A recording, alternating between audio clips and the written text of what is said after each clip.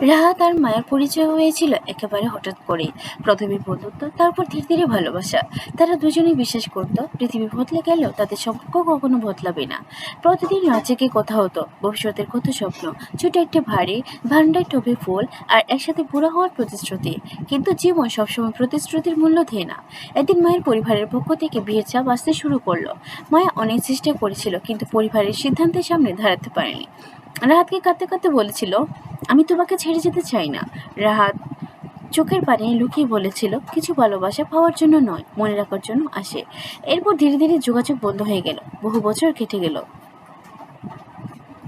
রাহাত বিয়ে করেনি, কাজের ব্যস্ততা নিজেকে ডুবিয়ে রেখেছিল। কিন্তু কিছু নাম কখনো হৃদয় থেকে মুছে যায় না।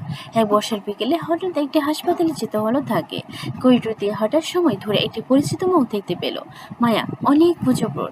কিন্তু সেই চঞ্চল মেয়েটি আর নেই। অসুস্থ শরীর, ক্লান্ত চোখ। মায়াও তাকে ছিঁড়ে ফেলল। মৃদু হেসে বলল, তুমি এখনো আগের মতো আছো? রাহাত হাসার চেষ্টা করলো। দুজনে অনেক কথা বলতে চেয়েছিল, কিন্তু শব্দগুলো যেন কোথাও হারিয়ে গিয়েছিল। বিদায়ের আগে মায়া বলল, জানো, জীবনে অনেক কিছু পেয়েছি, কিন্তু একটা আফসোস কখনো চাইনি। কি আফসোস? মায়ার চোখ ভিজে উঠল।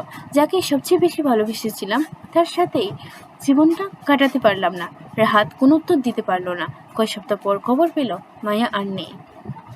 সেদিন রাতে অনেক বছর পর রাহাত কেঁদেছিল, জানালার পাশে বসে আকাশের দিকে তাকিয়ে শুধু বলেছিল, তুমি আমার হওনি, কিন্তু আমার গল্পের সবচেয়ে সুন্দর অধ্যায় হয়ে থাকবে।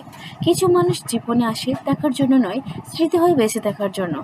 আর কিছু ভালোবাসা শেষ হয়ে যায় না, শুধু অসম্পূর্ণই থেকে যায়।